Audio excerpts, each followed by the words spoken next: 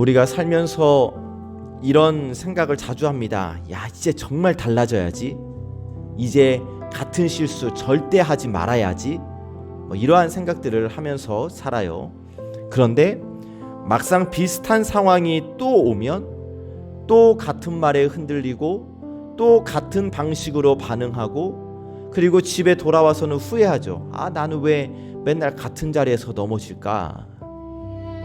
신앙생활을 오래 해도, 말씀을 많이 들어도 우리는 여전히 약한 사람들입니다. 그래서 어떤 문제들은 내가 한번 잘 이겨낸 것으로 완전 끝나는 것이 아니라 시간이 지나면 나를 다시 찾아와서 나를 건드리는 거예요. 오늘 말씀의 아브라함도 그랬습니다. 이미 같은 실수를 했었거든요. 그런데 비슷한 상황이 오니까 또 같은 선택을 해요. 그런데 하나님은 오늘 말씀을 통해서 이런 아브라함의 연약함을 우리에게 말씀해 주시려는 것이 아니라, 그러한 연약한 아브라함도 끝까지 붙들어 주시는 하나님의 은혜를 오늘 말씀을 통해 우리에게 보여주시는데, 1절 2절 말씀을 보시니까 아브라함이 그랄 땅에 머물며 사라를 자기 아내가 아니라 누이라고 말합니다. 아브라함은 사람들을 두려워했던 거예요. 내가 이 아내 때문에 죽을지 모른다 라는 생각이 앞섰어요. 하나님을 신뢰하는 것이 아니라 두려운 마음에 나를 지키려는 선택을 한 것이 바로 지금 사라를 누이라고 한 거예요. 중요한 점은 지금 이 일이 처음 일이 아니라는 겁니다. 이미 애굽에서도 똑같은 실수를 했었잖아요. 이렇게 믿음의 사람도 상황이 두려워지면 다시 옛 방식으로 돌아갈 수 있다는 것을 우리가 아브라함을 통해 보게 되는데, 여러분, 우리도 그렇지 않습니까? 기도로 잘 이겨냈었던 문제인데 또 비슷한 상황이 오면 다시 예전의 방식으로 반응할 때가 있단 말이에요. 그래서 신앙은 한 번의 결단으로 끝나는 것이 아니라 매일매일 하나님을 다시 신뢰하는 싸움인 거예요. 다시 옛 모습으로 돌아가지 않도록, 다시 똑같은 실수를 범하지 않도록 매일매일 하나님을 붙드는 것이 신앙이고 믿음이라는 사실. 3절에서 7절의 내용인데요, 하나님이 아비멜렉에게 나타나서 이렇게 말씀하세요. 3절, 네가 데려간 그 여인은 남편이 있는 여자다. 그래서 너도 죽을 것이다. 아비멜렉이 깜짝 놀라서 말합니다. 5절, 저는 몰랐습니다. 아브라함도 사라도 남매라고 했거든요. 저도 속은 사람입니다. 저도 피해자입니다. 여기서 중요한 점은 아비멜렉이 지금 일부러 악한 일을 하려 했던 것이 아니라는 점. 그래서 하나님도 말씀하십니다. 6절, 네가 모르고 한 것 알고 있다. 그래서 내가 너를 막았다. 하나님이 지금 아비멜렉을 막으셨다는 거예요. 이렇게 하나님은 사람의 마음과 상황을 정확하게 알고 계시는 분이십니다. 그리고 이어서 말씀하십니다. 7절, 그 여자를 남편에게 돌려보내라. 그가 선지자니 너를 위해서 기도할 것이고 너는 살 것이다. 자, 이 장면에서 우리가 주의 깊게 봐야 할 것은 이 부분인데, 여러분, 지금 문제를 만든 사람, 문제를 일으킨 사람은 아브라함이에요. 아브라함이 문제를 일으켰지만 하나님이 지금 아브라함과 언약을 맺으셨잖아요. 어떠한 언약입니까? 아들을 낳을 것이고 그 아들로 이스라엘의 역사, 하나님의 계획이 이어진다. 사라에게서 난 아들을 통하여 하나님의 약속이 이루어진다라는 약속을 이미 하셨잖아요. 그 약속의 당사자 아브라함과 하나님인데 지금 아브라함이 문제를 일으켰단 말이에요. 그런데 하나님이, 문제를 일으킨 사람은 아브라함이지만 하나님이 하나님의 언약, 하나님의 약속을 이어가시기 위하여 하나님이 개입하셔서 사라를 지켜내십니다.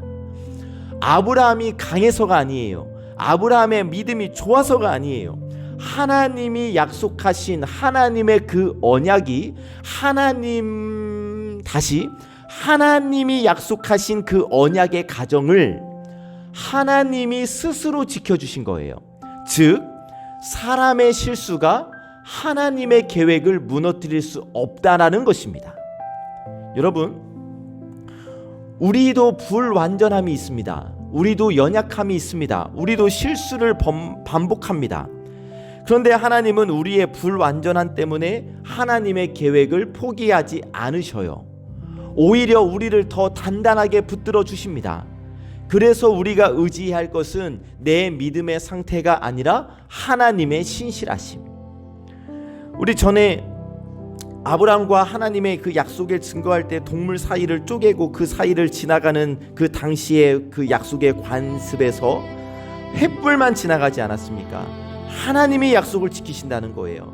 내 믿음이 좋아서 하나님의 약속이 성취되는 것이 아니라 하나님의 신실하심이 하나님의 약속을 이어가시는 겁니다.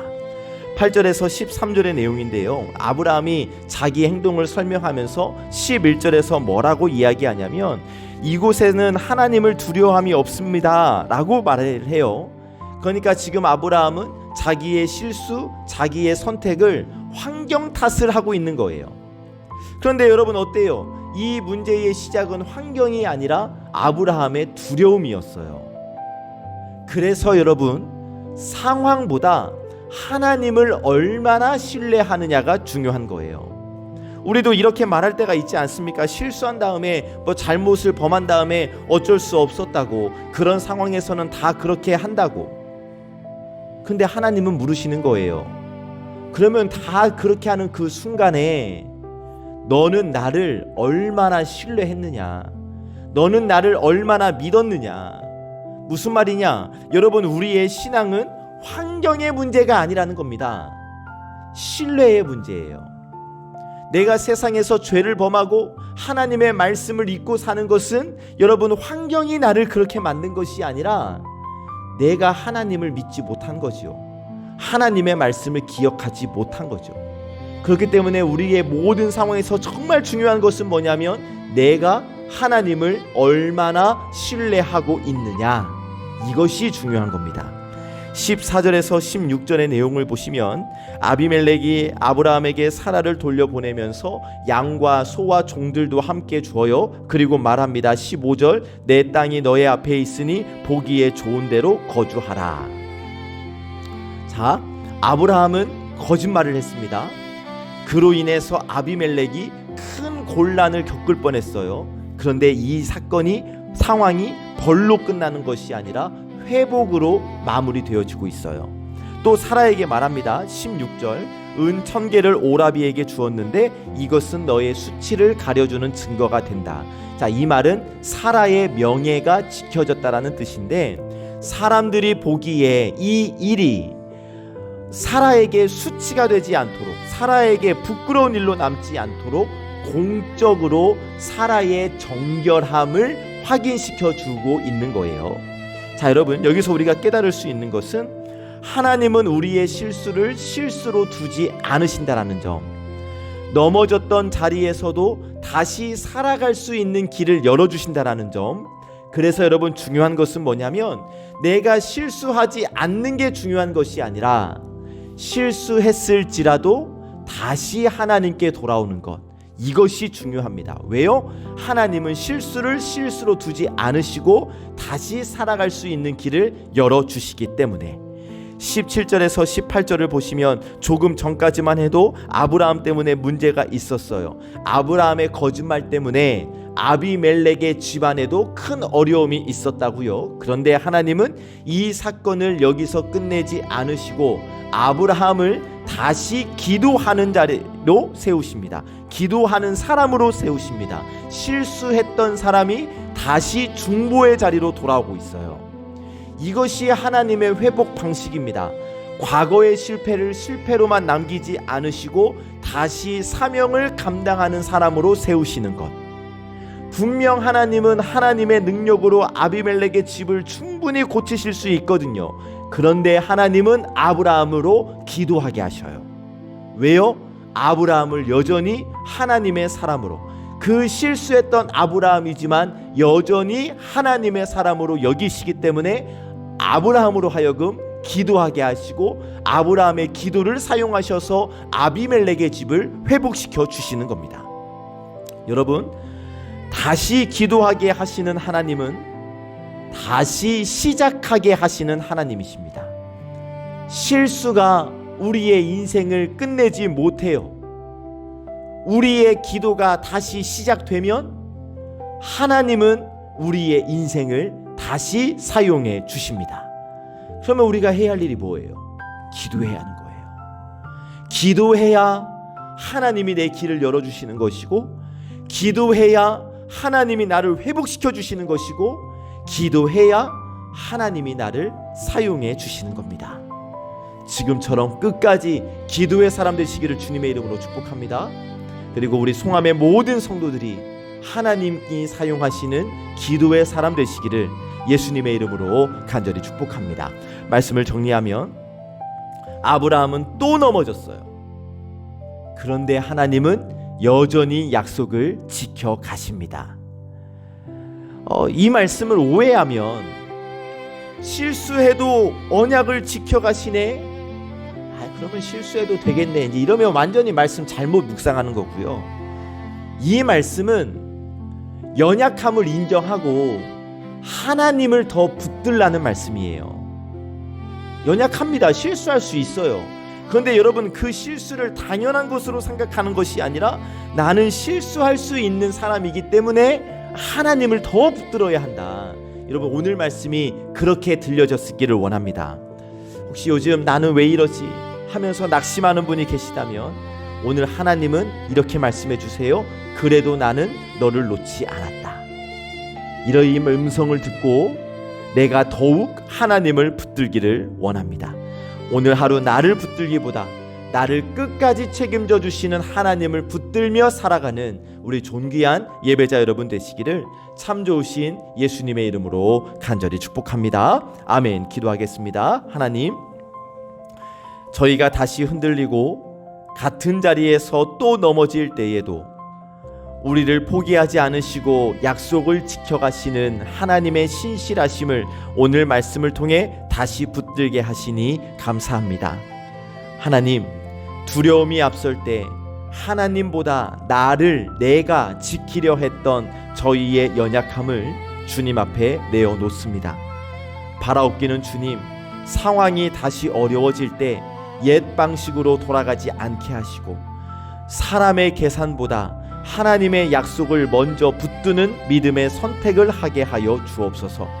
실수한 자리에서 낙심하며 멈추는 사람이 아니라 다시 기도의 자리로 돌아와 주님 앞에 서는 사람 되게 하여 주옵소서.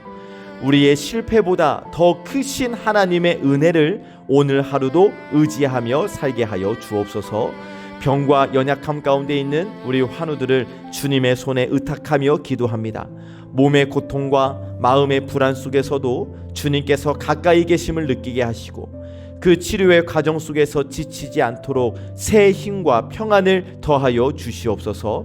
오늘 하루도 주님의 손에 맡기며 소망 가운데 걸어가게 하여 주옵소서.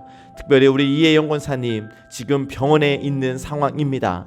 그 아버지 하나님, 병원의 침상이 외롭지 아니하도록 하나님께서 곁에 계셔 주시고 안아주시고 말씀하여 주시어서 오히려 이 시간이 우리 아버지 하나님과 더 친밀해지는 시간이 될 수 있도록 하나님 인도하여 주시옵시고 그 수술 부위가 빨리 회복되어질 수 있도록 인도하여 주시옵소서. 하나님, 우리 존귀한 아침 예배자들을 주님의 이름으로 축복합니다. 가정과 일터와 모든 삶의 자리에서 오늘도 하나님이 나를 붙들고 계심을 기억하게 하시고 두려움이 밀려올 때마다 다시 하나님의 이름을 불러 기도함으로 주님께 나아가는 믿음의 사람으로 세워 주시옵소서. 오늘 저희의 하루가 흔들림이 아니라 하나님의 인도하심을 경험하는 하루가 되게 하여 주시옵소서. 모든 말씀 저희를 끝까지 붙들어 주시는 예수 그리스도의 이름으로 기도하옵나이다. 아멘.